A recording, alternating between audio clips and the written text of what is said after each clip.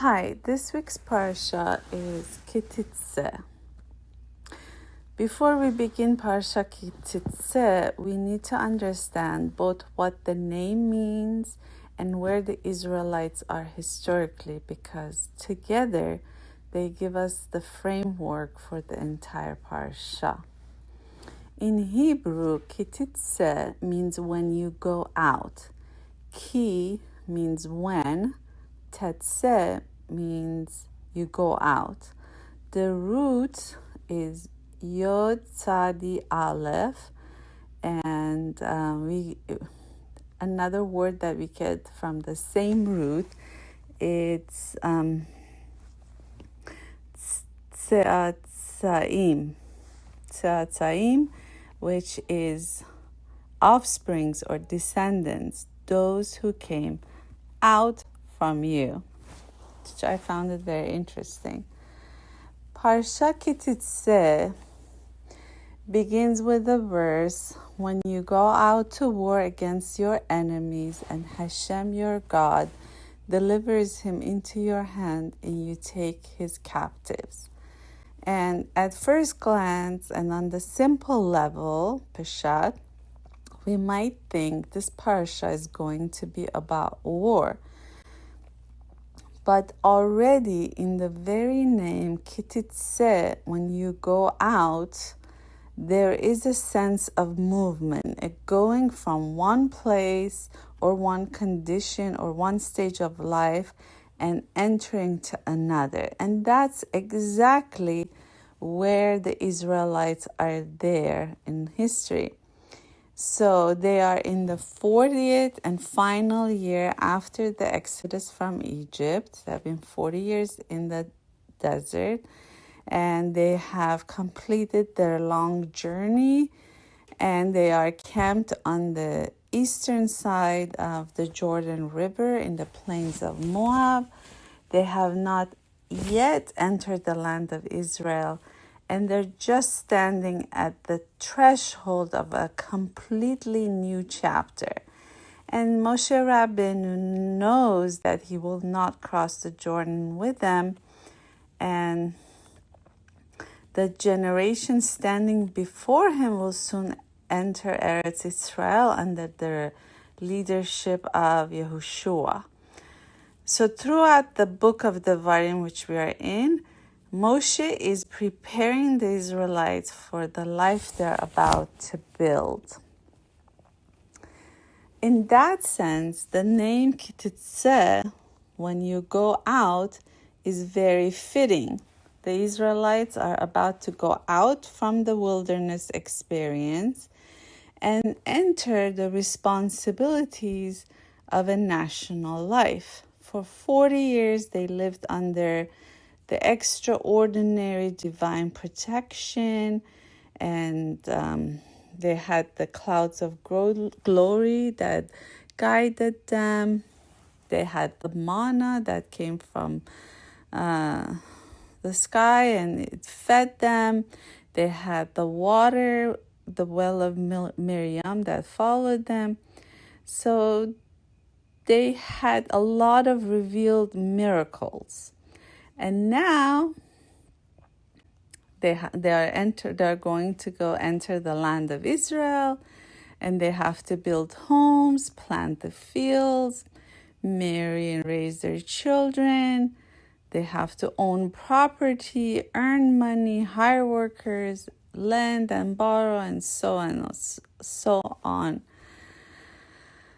And through all this in the land of Israel, they will probably encounter vulnerability, conflict, family tension, business dealings, disputes, and even war. So Moshe Rabbeinu is teaching them something very profound, that holiness cannot only remain in the wilderness.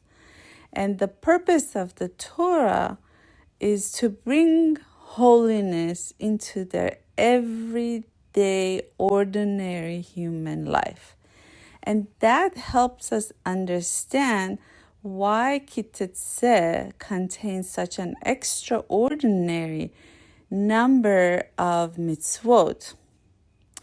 So there are 74 mitzvot out of 613 in this parsha, more than any other parsha. And these mitzvot touch almost every area of life: marriage, family, inheritance, relationship, returning lost objects, having compassion towards animals, lending money, paying workers, business ethics, and even how to deal with an enemy. At first, when we look at these laws, they may seem very disconnected, but actually they are not random. Moshe Rabbeinu is preparing the Jewish people to understand that a holy nation is not created only through prayer, sacrifices, or experiencing extraordinary spiritual revelations. A holy nation is created through the way we live every single day. So this Parshah Ki Teitzei is asking us very practical questions. How do I treat my spouse? How do I conduct my business? Do I return something that does not belong to me? Do I pay my workers on time? How do I treat someone who is poor and vulnerable? How do I behave when I have power? How do I respond when I'm angry? How do I act when no one is watching? And these are questions of holiness. And perhaps this gives us another way to hear the word Ki Teitzei when you go out. So when you go out into the world, when you leave the protected spiritual environment, when you enter relationships, when you enter business, and you enter, God forbid, a conflict or a family issue, how do you behave? So the Torah wants us, when you enter society, to take the Torah with you.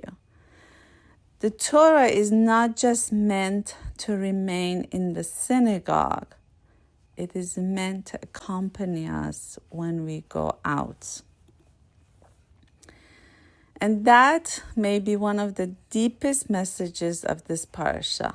The Israelites are standing at the threshold of Eretz Israel, and Moshe Rabbeinu is teaching them how to transform a land into a place of Kedusha and holy society. One mitzvah, one relationship, and one human interaction at a time.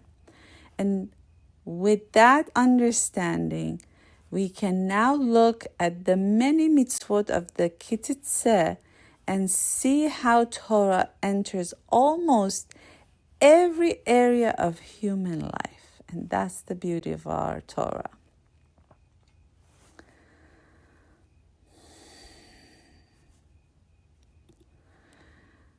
Some of the 74 mitzvot we will encounter are, I'm just going to go through some of them. The law of the beautiful captive woman, Eshet Yefat To'ar, which we will discuss deeply later. The rights of the firstborn. A father may not deprive his first true-born son of his inheritance simply because he prefers another wife or another son, or because he hates that wife.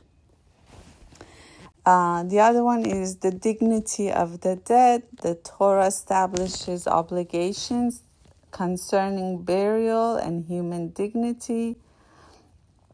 There is the obligation to return something that another person has lost. There is the mitzvah of sending away the mother bird before taking its eggs or the young birds. This is actually a very big mitzvah, and they say if someone does that, to send away the mother bird away so it doesn't suffer seeing you take its eggs or baby birds, and it brings long life and protection. Another mitzvah it's mentioned is the obligation to place a protective fence around the roof of your home so that your property does not become a source of danger, and it shows our responsibility to care about other people's safety. Another mitzvah is regarding agriculture and not mixing certain seeds. It's forbidden, that combination. There is, it talks about the mitzvah of not wearing wool and linen together. And now that technology has advanced and we can measure the frequency of things, scientists have measured the frequency of linen, and it's high and it's very in balance with the frequency of the human body versus, and the wool by itself is also good, but the two together, the frequency becomes really low and not good. It's not good for the body to wear that. People who are super sensitive, when they wear this mixture of wool and linen, they start itching immediately. And another important observation is when you look in the Torah, the Kohen Gadol's, most of his outfit was from linen because it has such a high frequency and it helps with spirituality and reaching higher realms. So Torah is just fantastic and amazing. And these are just some of the mitzvot. So basically, again and again, the Torah is asking, what do you do when another person's well-being is in your hands? What do you do when you have power? What do you do when something belongs to someone else? And do you return it? What do you do when another person is vulnerable? What responsibilities do you have when your actions could cause harm? This is how Torah builds a holy society. And it is very interesting that, excuse me, sorry, my allergies are bothering me. The very first mitzvah that is given in Parshah Ki Teitzei, in the first paragraph, mentions an extreme situation in war. It talks about a Jewish soldier who has defeated an enemy and has tremendous power over a vulnerable captive woman. And precisely there, when he sees a beautiful captive woman and he wants to marry her, Torah creates and places boundaries. So it shows humans' impulse, desire, power, and vulnerability, and Torah comes and places a big boundary. And that brings us directly into our first major teaching. This beautiful captive woman, what does the Torah actually is saying? Ki Teitzei begins with the most difficult and unusual law of Eshet Yefat To'ar, which means a woman beautiful of form. Before we enter the Kabbalistic meaning of it, we're just going to take a look at the Peshat, or the simple meaning of the Torah. Because only after we can understand what is happening on the physical level, then we can enter the deeper spiritual level. So the Torah says, and I'm going to read this paragraph for you. When you go out to war against your enemies, and Hashem your God will deliver him into your hand, and you will capture his captivity, and you will see among the captivity a woman who is beautiful of form, and you will desire her, you may take her to yourself for a wife. But you shall bring her to the midst of your house. She shall shave her head and let her nails grow. She shall remove the garment of her captivity upon herself and sit in your house, and she shall weep for her father and mother for a full month. Thereafter you may come to her and live with her, and she shall be wife to you. But it shall be that if you do not desire her, then you shall send her on her own. But you may not sell her for money. You shall not enslave her, because you have afflicted her. So beautiful. So let's get to the meaning.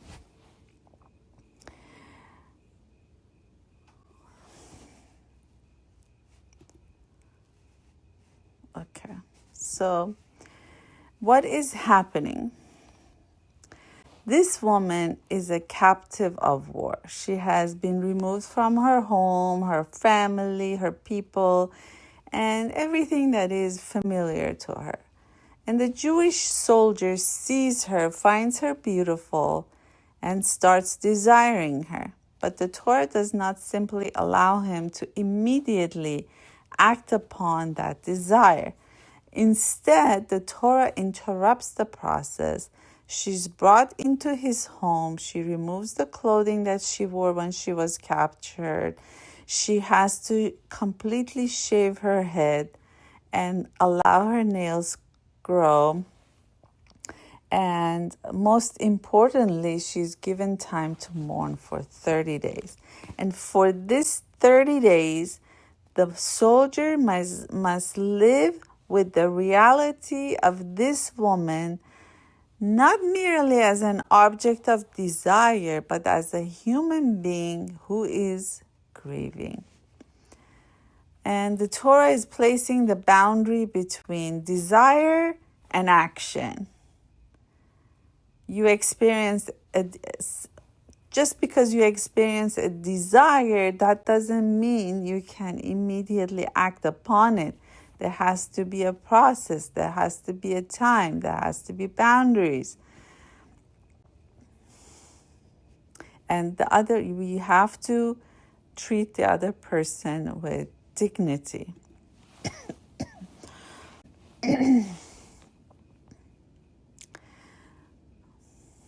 And then, what if he changes his mind? What if the soldier, after 30 days, sees this beautiful woman with a shaved head and nails grown out and grieving?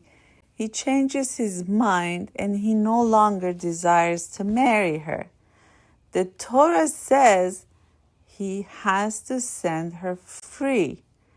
He cannot sell her and he cannot enslave her. Isn't that beautiful?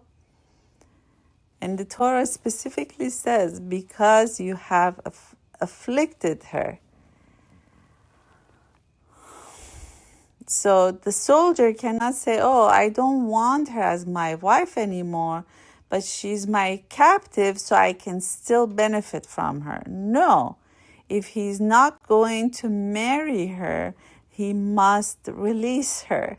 He does not have the right to turn a vulnerable human being into an object for his own benefit. So basically, the Torah is teaching about power. And I think this connects beautifully to what we just learned. And remember the question, how do you behave when you have power over another human being? Here we have perhaps the most extreme example. There has been a war. He's the victor. She's the captive. He has the power. She's vulnerable. And precisely at that moment, Torah enters the situation and places limitations on what he may do. This is significant because holiness is not measured only by how we behave when everything is peaceful and easy, but holiness is also revealed by what we do when we have power. How do I treat someone who cannot give me anything? How do I treat someone who is dependent upon me? What do I do when my desire conflicts another person's dignity? What do I do when I can take advantage of someone, but Torah tells me that I must not? That brings us back to the message of Ki Teitzei.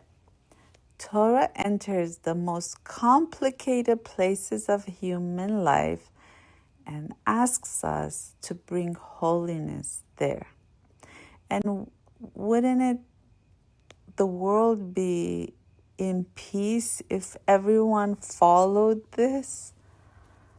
It would be peace on earth, and we are going to get there, B'Hazrat Hashem, with the coming of Mashiach very soon.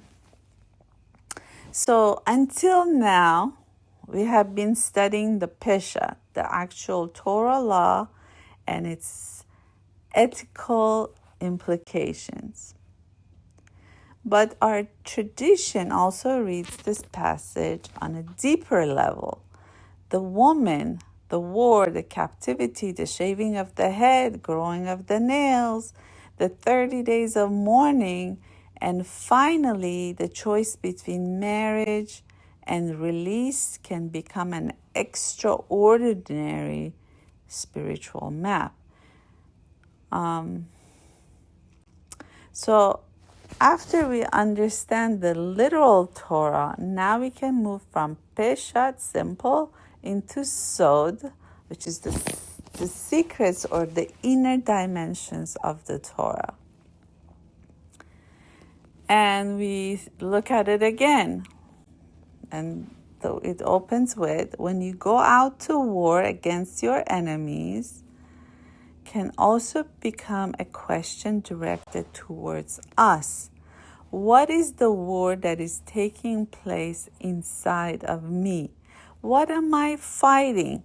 What part of myself is resisting holiness?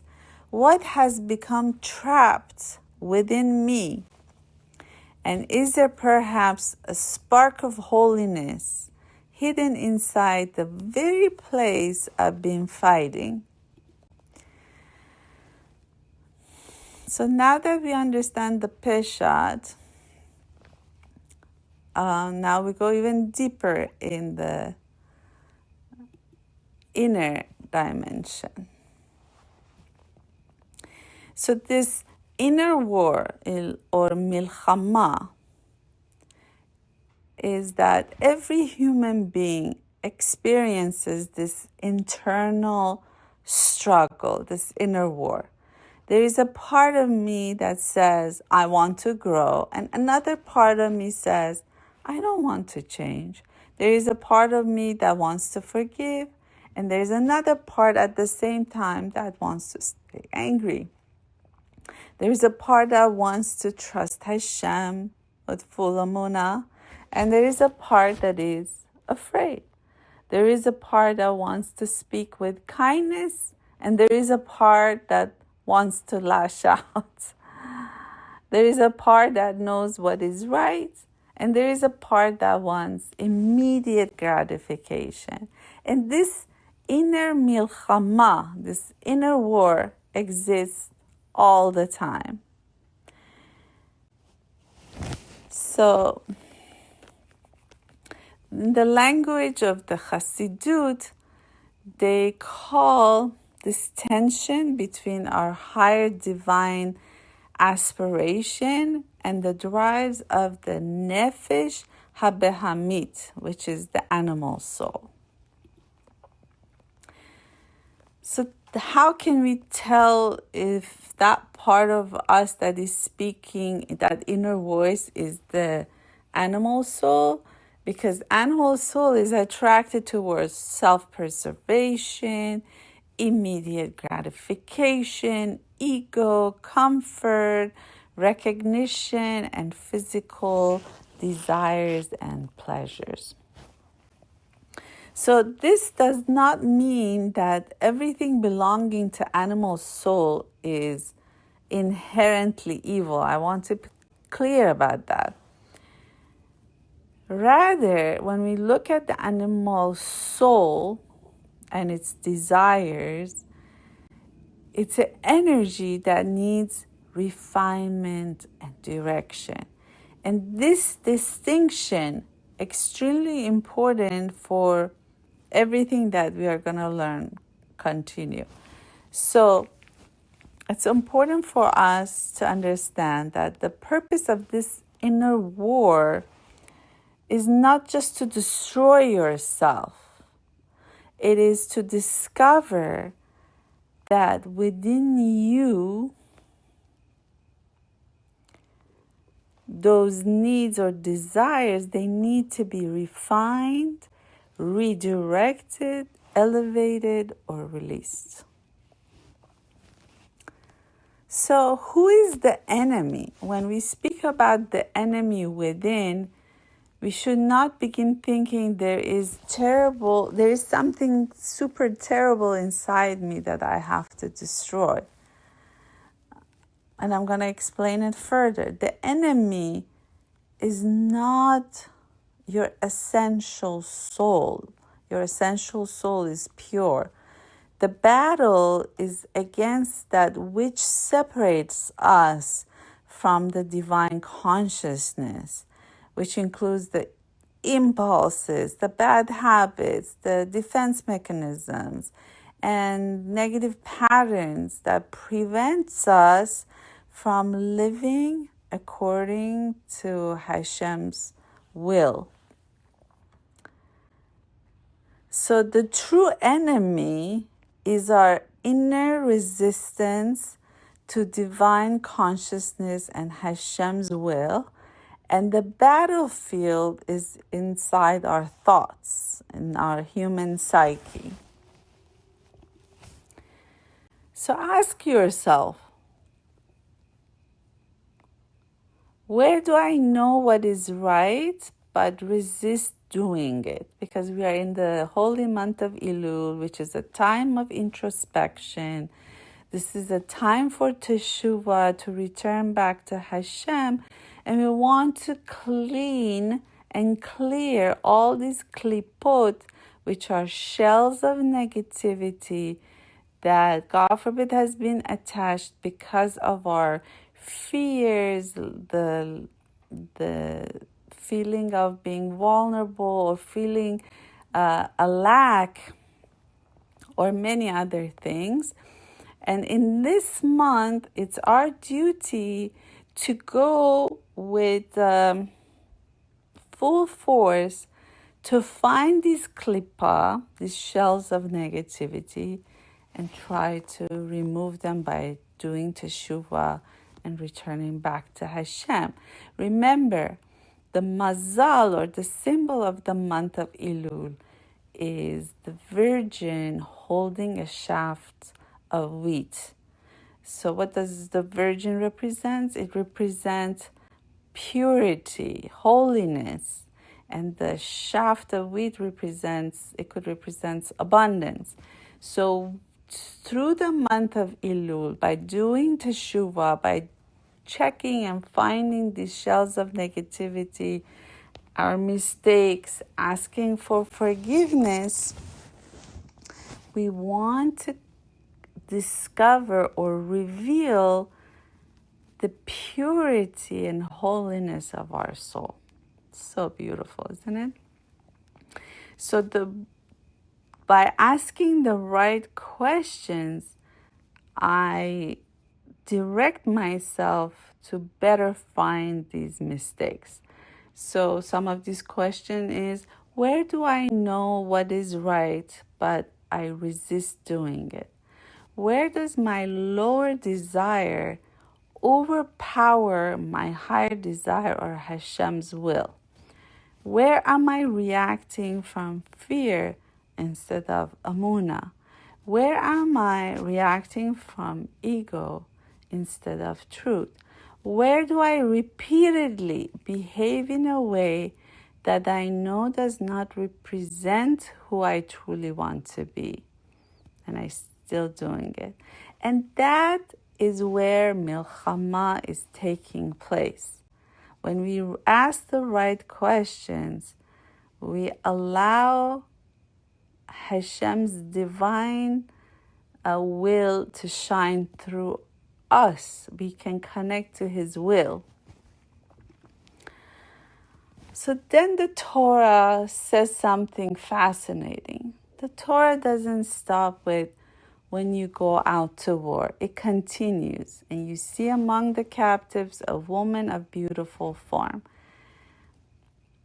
So something beautiful is getting discovered in the middle of captivity. And this gives us an entirely different way of looking at our inner work. Perhaps when we enter our difficult places or situations, such as our anger, fear, jealousy, shame, inner wounds, desires, or patterns, we are not going there only to destroy something. Perhaps there is also something there that needs to be retrieved. Maybe a part of our energy is covered by the shells of klipa, a part, a capacity, a desire, a gift, a piece of ourselves that has become hidden.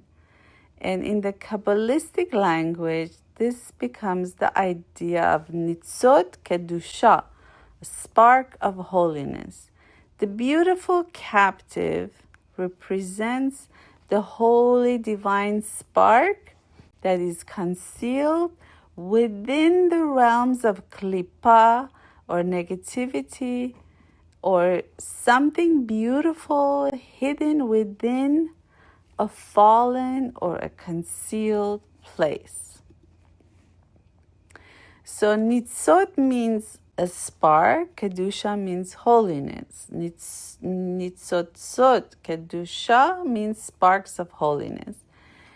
Kabbalah teaches that divine vitality can be concealed within the material world. And these holy sparks that have been hidden beneath something external that does not initially appear holy. That's Nitzotzot Kedusha. And then therefore, one part of our spiritual work is called birur, which is clarification, sorting, refinement. And more specifically, it's called birur hanitzotzot, the refinement and elevation of the sparks. And that's the work of Ellul, month of Ellul. So we encounter something in the physical world and learn to distinguish what here can be elevated.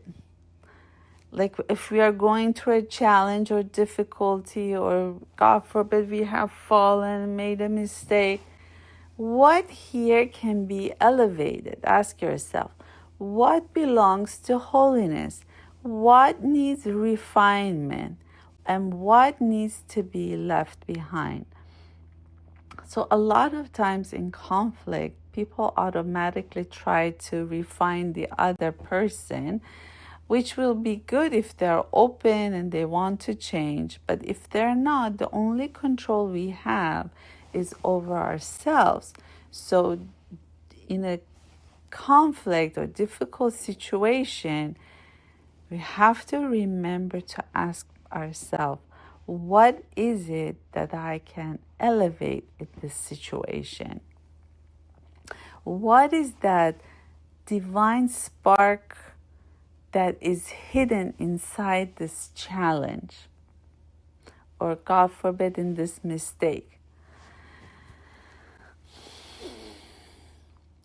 So we talked about klipa, which is the shell or the shells of negativity. So klipa literally means shell, peel, or husk. So think about a fruit. You have to peel it to get the fruit inside.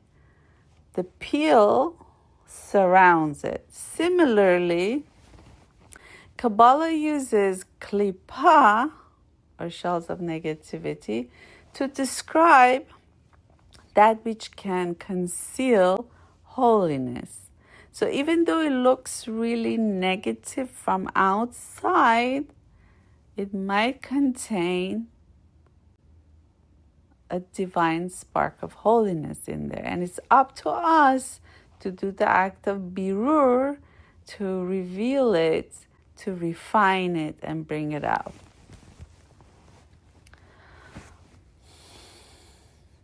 Okay.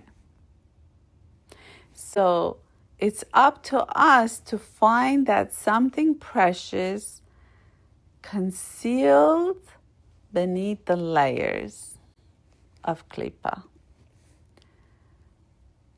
So the important question is, instead of saying, how do I get rid of this klipa, this mistake, this issue, this conflict, this challenge, you should ask, is there something here that needs to be redeemed?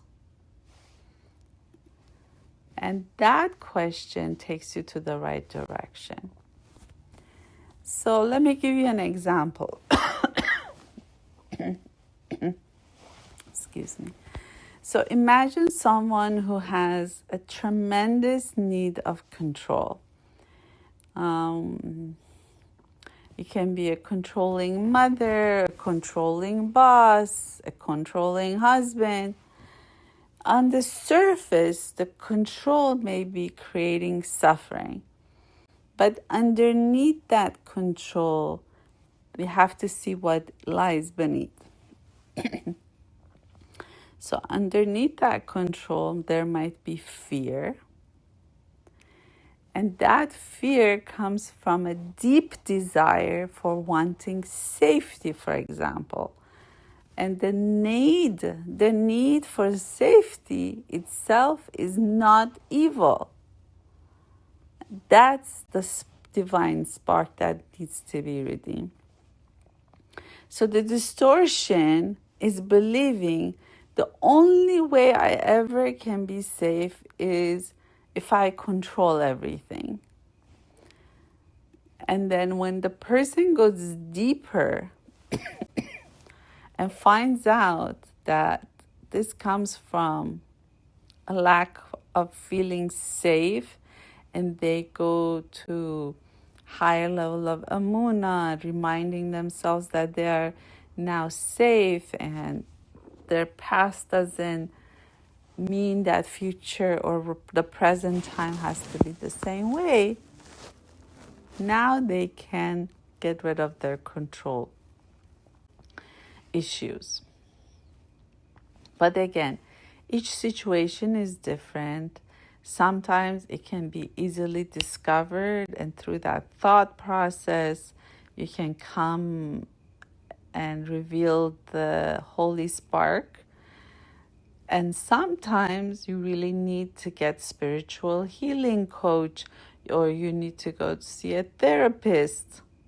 And together, through a process, to get rid of the controlling and bring that sense of safety back. Another example I want to give is jealousy, because jealousy can be very destructive.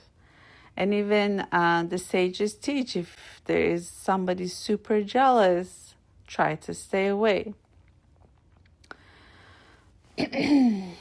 But sometimes underneath the jealousy, and I'm talking about normal jealousy, not the type of jealousy that could make the person go cuckoo and do crazy things against the other person that they are jealous of. Sometimes underneath that normal jealousy, there is a hidden message. And that is that jealousy is showing us that something in our life has been neglected, that maybe I neglected myself. Perhaps you see another woman creating, studying, building a family, becoming successful, or having a perfect body, and then you feel something inside of you that is starting to hurt, and you know it's not the right feeling, and it's that feeling of jealousy. And our first reaction, God forbid, may be, why does she have that and I don't? But through the work of birur, refinement, I can ask myself, what is this jealousy revealing about me? Maybe the hidden spark inside the jealousy is a forgotten dream, a forgotten gift.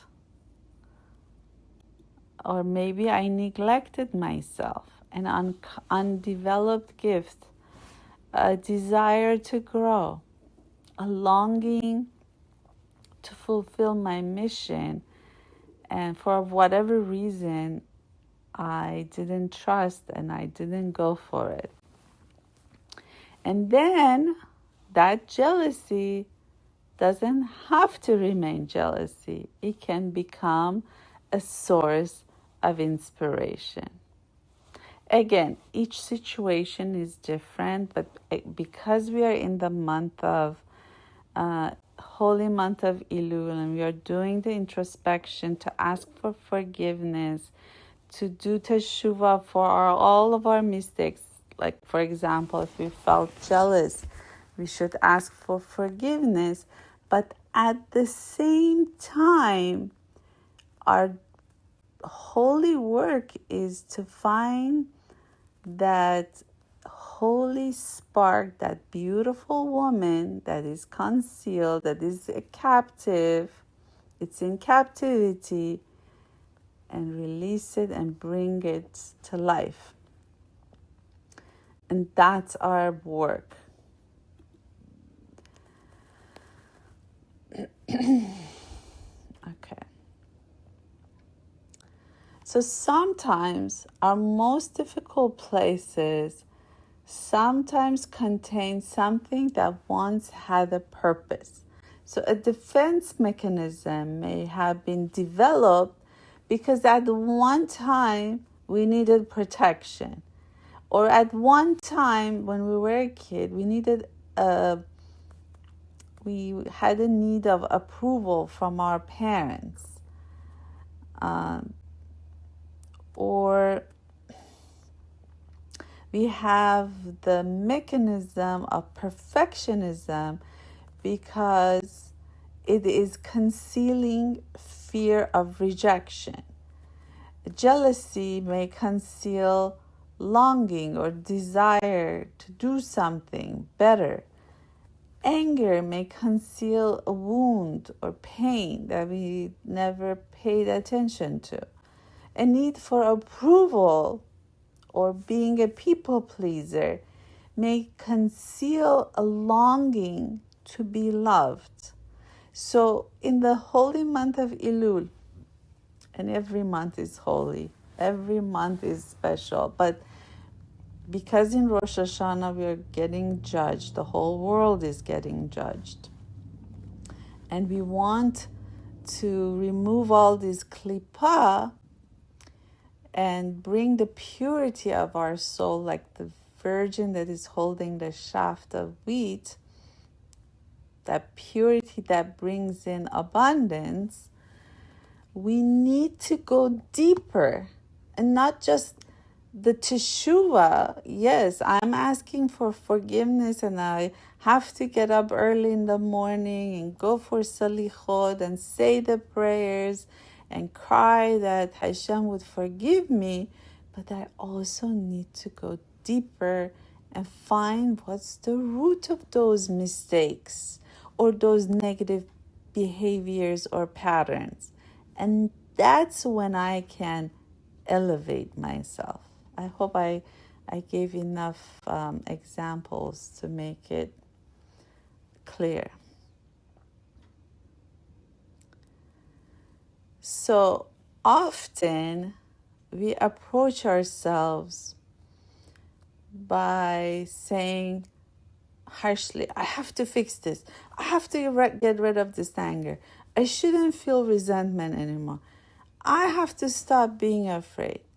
But perhaps before we try to remove something, we need to understand it. We need to allow the process. We need to go beneath the surface. What is underneath the anger? What is underneath the jealousy? Underneath my need for approval? What is underneath my fear? What is underneath the resentment?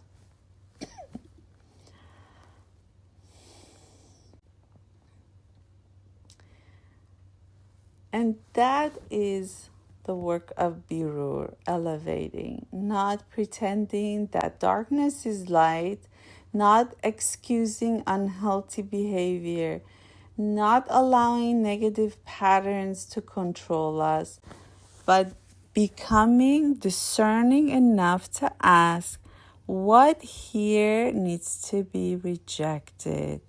What here needs to be redeemed?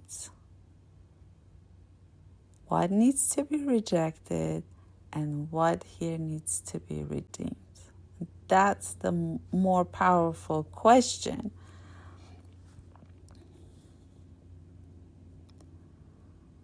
And in the month of Ellul,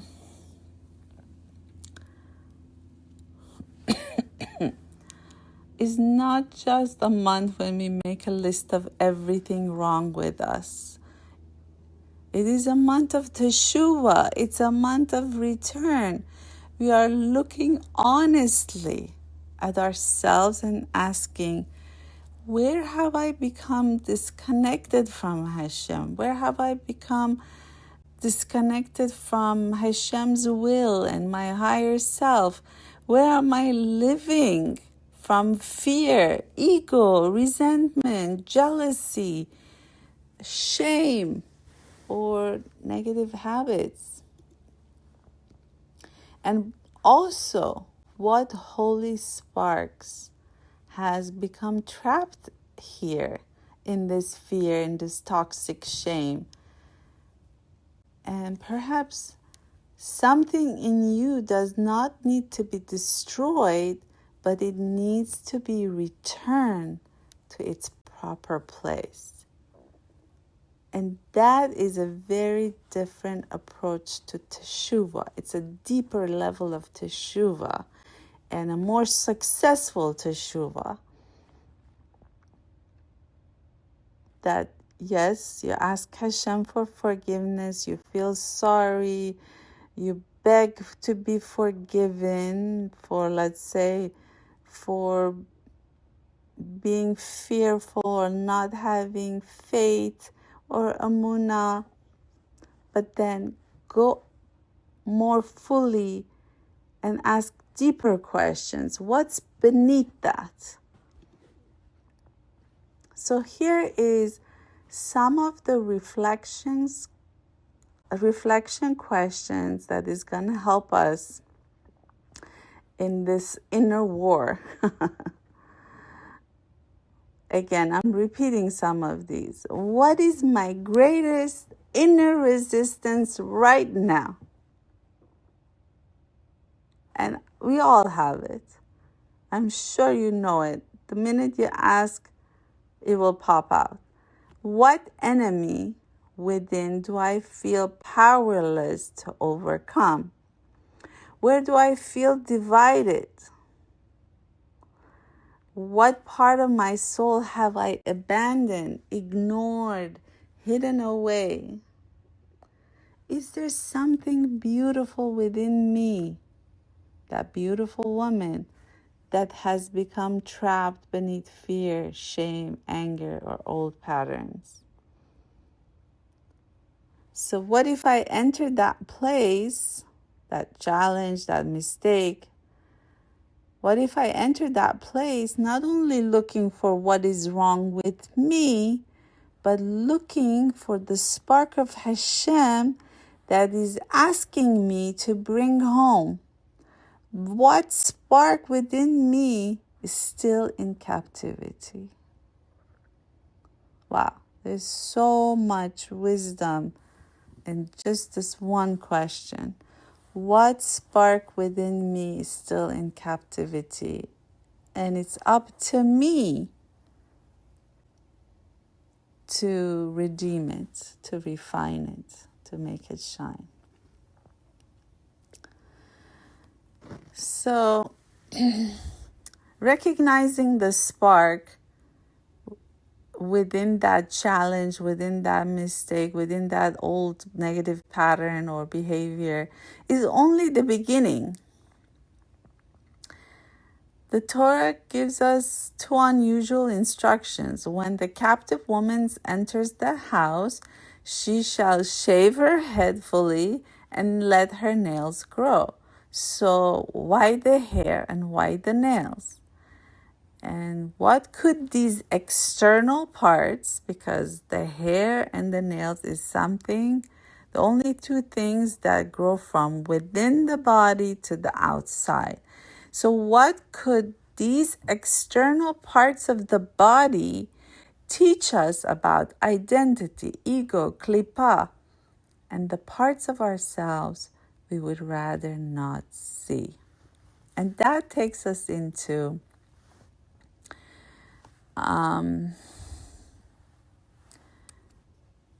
the higher level.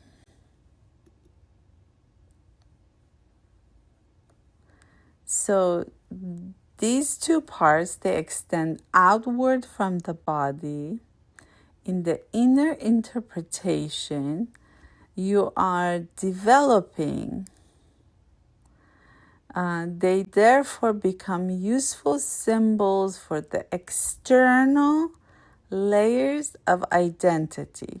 That means these parts we present outwardly, and the unrefined parts that can remain at the edges of consciousness.